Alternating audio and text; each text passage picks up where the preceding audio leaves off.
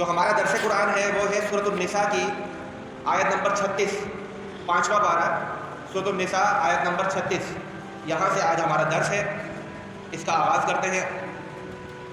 اعوذ باللہ من الشیطان الرجیم، بسم اللہ الرحمن الرحیم. واعبدوا اللہ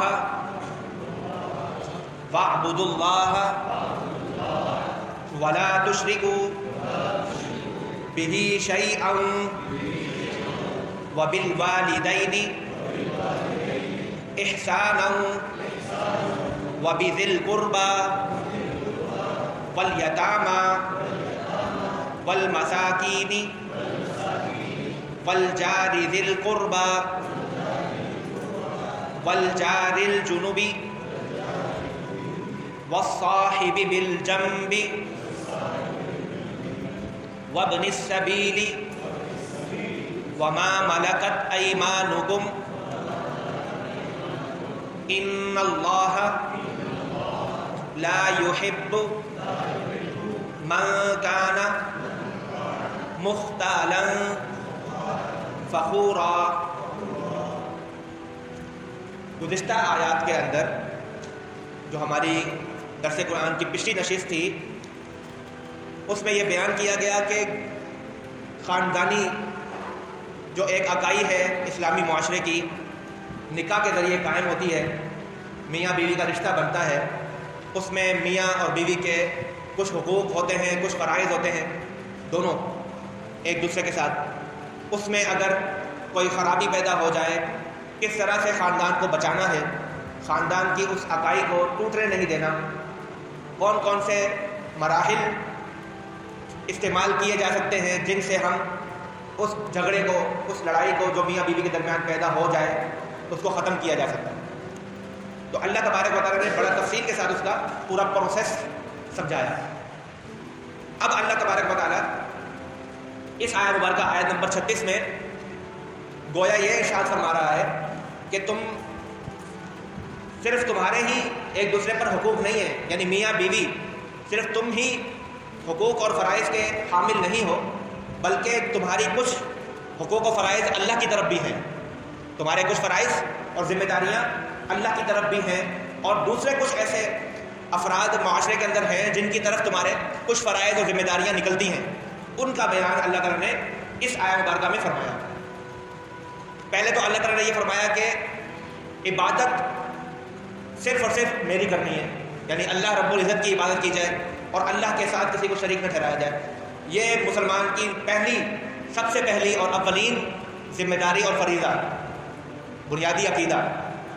وَاعْبُدُوا اللَّهَ وَلَا تُشْرِكُوا بِهِ شَيْئًا، تو اے میرے بندو اللہ کی عبادت کرو، وَلَا تُشْرِكُوا بِهِ شَيْئًا، اور اس کے ساتھ کسی کو شریک نہ ٹھہراؤ. وَبِالْوَالِدَيْنِ إِحْسَانًا، پھر اللہ نے اپنی توحید، اپنی عزت و عظمت کے بیان کے فوراً بعد والدین کے ساتھ حسن سلوک کرنے کا حکم ارشاد فرمایا. کیا فرمایا؟ وَبِالْوَالِدَيْنِ إِحْسَانًا. اور یہ قرآن مجید میں متعدد مقامات پر اللہ نے مومنین کو اپنی توحید کا درس دیا اور اس کے فوراً بعد والدین کے ساتھ حسن سلوک کا حکم ارشاد فرمایا. بہت سی جگہ پر ایسا ہے. سورہ بنی اسرائیل کی ایک آیت پیش کر دیتا ہوں. وَقَضَىٰ رَبُّكَ أَلَّا تَعْبُدُوا إِلَّا إِيَّاهُ وَبِالْوَالِدَيْنِ إِحْسَانًا. تو بنی اسرائیل 15 سپارے میں اللہ نے ارشاد فرمایا کہ اللہ نے فیصلہ کر دیا ہے کہ تمہارا رب جو ہے وہ اللہ ہے اور اسی کی عبادت کی جائے گی، اس کے ساتھ کسی کو شریک نہیں ٹھہرایا جائے گا. اور پھر فرمایا وَبِالْوَالِدَيْنِ إِحْسَانًا، اور والدین کے ساتھ حسن سلوک کیا جائے گا. تو یہ اللہ تبارک و تعالیٰ نے مختلف مقامات پہ قرآن مجید میں والدین کے ساتھ حسن سلوک کو اپنے ذکر کے ساتھ منسلک کیا. اس سے والدین کے ساتھ حسن سلوک کی اہمیت بڑھ جاتی ہے کہ اللہ تعالیٰ نے اتنے اہم مقام پر جو حکم ارشاد فرمایا اس کی اہمیت یقیناً دوسرے احکام کے مقابلے میں بڑھ جائے گی. تو والدین کے ساتھ حسن سلوک کرنے کا اللہ نے حکم دیا. والدین کے ساتھ احسان یا حسن سلوک کرنے کا مطلب کیا ہے؟ مطلب یہ ہے کہ والدین کا ادب کیا جائے، ان کی نافرمانی نہ کی جائے، ان کی خدمت کی جائے، اپنے مال میں سے ان پر خرچ کیا جائے. حضرت ابو ہریرہ رضی اللہ تعالی عنہ سے روایت ہے رسول اللہ صلی اللہ تعالی علیہ وسلم نے 3 مرتبہ ایک ہی بات ارشاد فرمائی کہ اس شخص کی ناک خاک آلود ہو تو صحابی رسول نے عرض کی یا رسول اللہ کس کی؟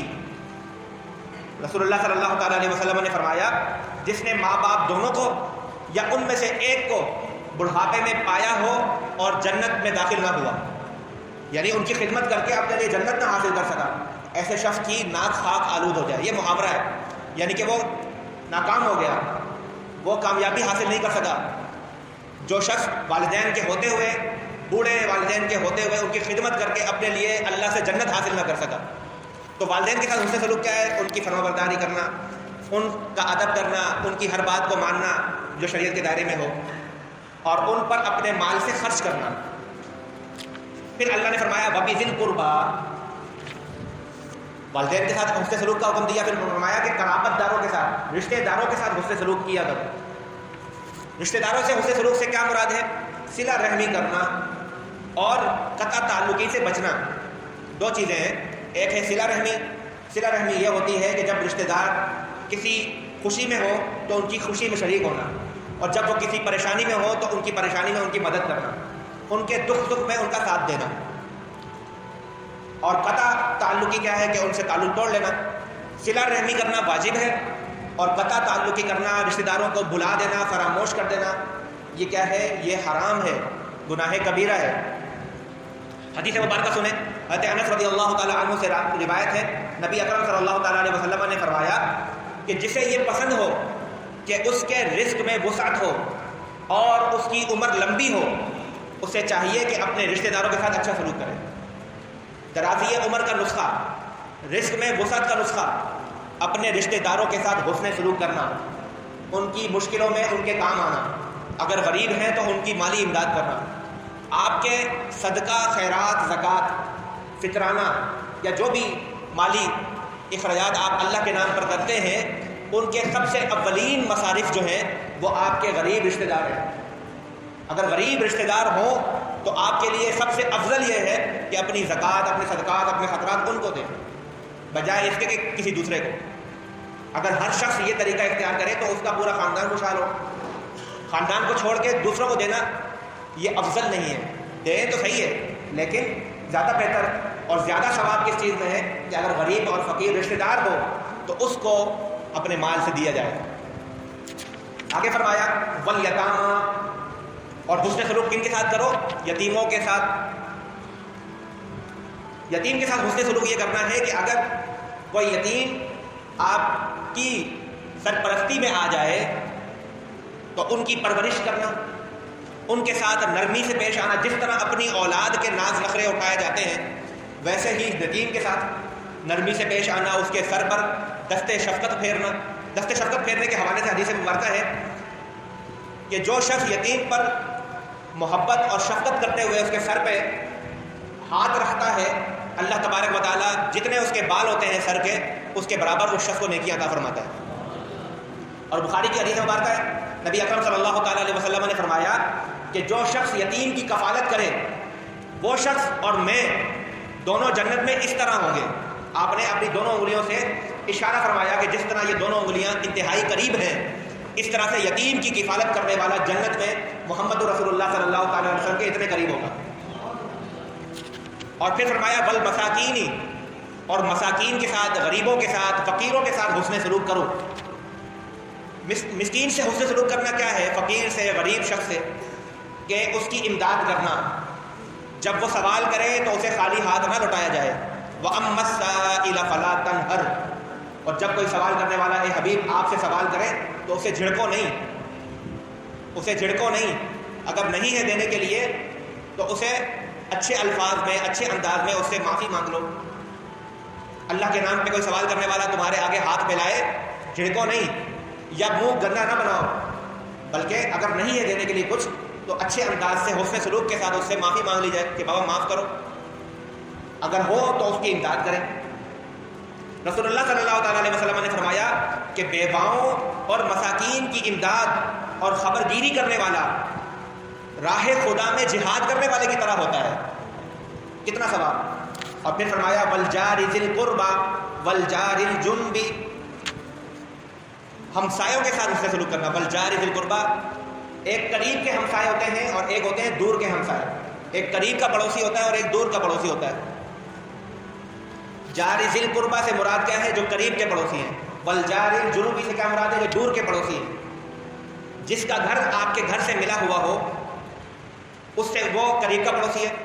جو محلے دار تو ہو، آپ کے محلے میں ہو، لیکن آپ کے گھر سے اس کے گھر نہ مل رہا ہو تو وہ دور کا پڑوسی ہے. یا اس کا ایک مطلب یہ ہو سکتا ہے کہ جو رشتہ دار بھی ہو اور پڑوسی بھی ہو وہ قریب کا پڑوسی ہو گیا. جو رشتہ دار تو نہیں ہے لیکن آپ کے محلے میں رہتا ہے مسلمان، وہ آپ کا دور کا پڑوسی ہو گیا. تو پڑوسیوں سے حسن سلوک کیا ہے؟ ان کے کام آنا، ان کے دکھ سکھ میں شریک ہونا. کچھ کھانا اگر پکے گھر میں تو ان کے گھر بھیجنا تحفے کے طور پر. اگر کوئی چھوٹی موٹی چیز وہ آپ سے مانگ لیں، کبھی نمک ختم ہو گیا، کبھی آٹا ختم ہو گیا تھوڑا بہت، تو ایسا ہوتا ہے محلوں میں مانگ لیا جاتا ہے، تو اس سے منع نہ کریں بلکہ خوشی کے ساتھ اس کی مدد کریں. حضرت ام المومنین عائشہ صدیقہ رضی اللہ تعالی عنہا فرماتی ہیں کہ تاجدار رسالت صلی اللہ تعالی علیہ وسلم نے پڑوسیوں کے بارے میں اتنے حقوق بیان فرمائے ہیں، اتنے احکام بیان فرمائے ہیں کہ رسول اللہ فرماتے ہیں کہ مجھے یہ شک ہو گیا کہیں پڑوسی وصیت اور وراثت کے حقدار نہ بن جائیں. جس طرح وارثین ہوتے ہیں، مرنے والے کے رشتہ دار ہوتے ہیں، ان کا ایک حصہ ہوتا ہے جائیداد کے اندر. تو اتنے حقوق پڑوسیوں کے اللہ نے بیان فرمایا قرآن میں کہ نبی پاک فرماتے ہیں کہ مجھے یہ ڈر ہوا کہ کہیں پڑوسی وراثت میں بھی حقدار نہ بن جائیں. اس قدر حقوق ہے. اور پھر فرمایا اللہ تبارک و تعالیٰ نے وَالصَّاحِبِ بِالْجَنْبِ، اور پاس بیٹھنے والوں سے بھی حسن سلوک کرو. پاس بیٹھنے والے، آپ جا رہے ہیں بس کے اندر، سیٹیں ساتھ ساتھ ہوتی ہیں، تھوڑا سفر ہے آدھے گھنٹے کا، 20 منٹ کا، 1 گھنٹے کا، تھوڑی دیر کے لیے آپ کو کسی کا ساتھ ملا، کوئی آپ کے ساتھ آگے بیٹھ گیا، تو اس کے بھی حقوق ہیں. اس سے اچھے انداز سے بات کی جائے اگر بات کرنی مقصود ہو، اس کا کچھ برا نہ چاہا جائے، اس کے ساتھ اچھے انداز سے گفتگو اخلاق کے ساتھ پیش آیا جائے. اگر وہ کسی مصیبت میں مبتلا ہو جائے دوران سفر تو اس کی مصیبت میں اس کی مدد کی جائے. تو اللہ تعالیٰ نے صاحب بالجنب، پاس بیٹھنے والے کے بھی حقوق کو بیان فرمایا اور ان کے ساتھ حسن سلوک کرنے کا حکم ارشاد فرمایا. وابن السبیل، اور مسافر کے ساتھ بھی حسن سلوک کرو. اس میں مہمان بھی داخل ہے. وابن السبیل کے اندر مہمان بھی داخل ہے. اگر کوئی مہمان آپ کے گھر میں آ جائے اسے اللہ کی رحمت سمجھیں، اس کا اکرام کریں، اس کی عزت کریں، اسے اچھا کھانا کھلائیں، اس کے ساتھ اخلاق کے ساتھ پیش آئیں. نبی اکرم صلی اللہ تعالیٰ علیہ وسلم نے فرمایا کہ جو شخص اللہ پر اور روز آخرت پر ایمان رکھتا ہو اسے چاہیے کہ وہ مہمان کی عزت افزائی کرے. اس کے بعد اللہ نے فرمایا وما ملکت ایمانکم، اور جو تمہارے زیر دست ہیں، جو تمہارے غلام ہیں، تمہاری لونڈیاں ہیں، ان کے ساتھ بھی حسن سلوک کرو. اس میں ملازمین بھی آ جاتے ہیں آج کل کے زمانے میں. کوئی سیٹ صاحب ہے، فیکٹری ہے، ادارہ ہے، اس کے اندر بہت سے لوگ ملازمت کرتے ہیں. تو اللہ تعالیٰ ایسے لوگوں کو حکم فرما رہا ہے کہ اپنے ماتحت جو افراد ہیں ان کے ساتھ حسن سلوک کرو. ماتحت افراد کے ساتھ حسن سلوک کیا ہے کہ ان کی طاقت سے زیادہ انہیں کام نہ دے، ان کے ساتھ سخت کلامی سے پیش نہ آئے، بغیر وجہ کے ڈانٹ ڈپٹ نہ کرے، اور جو اجرت مقرر ہے وہ ان کی پسینہ خشک ہونے سے پہلے انہیں ادا کرے. اگر گھر کے ملازمین ہیں تو جو خود کھاتا ہے وہ انہیں پیش کرے، انہیں کھلائے. نبی اکرم صلی اللہ تعالیٰ علیہ وسلم نے فرمایا کہ غلام تمہارے بھائی ہیں، اللہ نے انہیں تمہارے ماتحت کیا ہے، تو جو تم کھاتے ہو اس میں سے انہیں کھلاؤ، اور جو لباس تم پہنتے ہو ویسا ہی انہیں پہناؤ، اور ان کی طاقت سے زیادہ ان پر بوجھ نہ ڈالو. اور اگر ایسا ہو تو تم بھی ساتھ میں ان کی مدد کرو. اگر کوئی کام مشکل آ جائے، کوئی بھاری چیز اٹھا کر ایک جگہ سے دوسری جگہ رکھنی ہے اور ملازم اکیلا اس چیز کو نہیں اٹھا سکتا گھر کے اندر، تو مالک کو چاہیے کہ وہ بھی اس کے ساتھ مل کر کے اٹھائے. یہ کوئی کم تری کی بات نہیں ہے بلکہ یہ ہمارے دین کا درس ہے. آگے اللہ پاک نے فرمایا ان اللہ لا يحب من كان مختالا فخورا، بے شک اللہ ایسے شخص کو پسند نہیں کرتا جو متکبر ہو اور فخر کرنے والا ہو. کسی کو خود سے کمتر سمجھنا یہ تکبر کی علامت ہے. حق بات پتہ چلنے کے باوجود اس کو نہ ماننا یہ بھی تکبر کی علامت ہے. اگر کوئی حق بات قرآن حدیث کی آپ تک پہنچ جائے اور پھر بھی آپ اس کو نہ مانیں تو یہ بھی کیا ہے؟ تکبر ہے. اور یہ تکبر جو ہے وہ گناہ کبیرہ ہے، بیماری ہے روحانی. اللہ تعالیٰ ہمیں اس سے محفوظ فرمائے. حدیث مبارکہ میں ہے کہ قیامت کے دن متکبرین کو انسانی شکلوں میں چونٹیوں کی مانند اٹھایا جائے گا، ہر جانب سے ان پر ذلت طاری ہوگی، انہیں جہنم کے بولس نامی قید خانے میں ہانکا جائے گا، اور بہت بڑی آگ انہیں اپنی لپیٹ میں لے کر ان پر غالب آ جائے گی، اور انہیں طینۃ الخبال یعنی جہنمیوں کی پیپ پلائی جائے گی۔ تو متکبرین اللہ کو بہت زیادہ ناپسند ہے۔ تکبر اللہ کی صفت ہے۔ کس کی صفت ہے؟ اللہ اکبر کبیرہ۔ تکبر کس کی صفت ہے؟ اللہ کی صفت ہے۔ اللہ کے علاوہ کسی کے لیے بھی تکبر کرنا جائز نہیں ہے۔ تو اللہ تبارک تعالیٰ نے آیت نمبر 36 میں مختلف اپنے گھر سے باہر اللہ نے فرمایا تمہارے گھر کے اندر جو افراد ہیں ان کے تو حقوق ہیں، لیکن ان گھر سے باہر بھی بہت سے ایسے لوگ ہیں جن کے تم پر کچھ حقوق ہیں، کچھ ذمہ داریاں ہیں، کچھ فرائض ہیں، ان کو بھی جاننا ضروری ہے۔ اور سب سے بڑھ کر اللہ رب العزت کا تم پر حق ہے، اور وہ حق یہ ہے کہ اللہ کے ساتھ کسی کو شریک نہ ٹھہراؤ، اور والدین کے ساتھ حسن سلوک کرو، اپنے رشتہ داروں کے ساتھ حسن سلوک کرو، یتیموں کے ساتھ، مساکین غریبوں فقیروں کے ساتھ، اور اپنے قریب کے پڑوسیوں، اپنے محلے داروں کے ساتھ، اپنے مسافر ساتھیوں کے ساتھ، اپنے پاس بیٹھنے والوں کے ساتھ، دوستوں یاروں کے ساتھ، اور مسافروں کے ساتھ، مہمانوں کے ساتھ، اور اپنے غلاموں اور ماتحتین کے ساتھ۔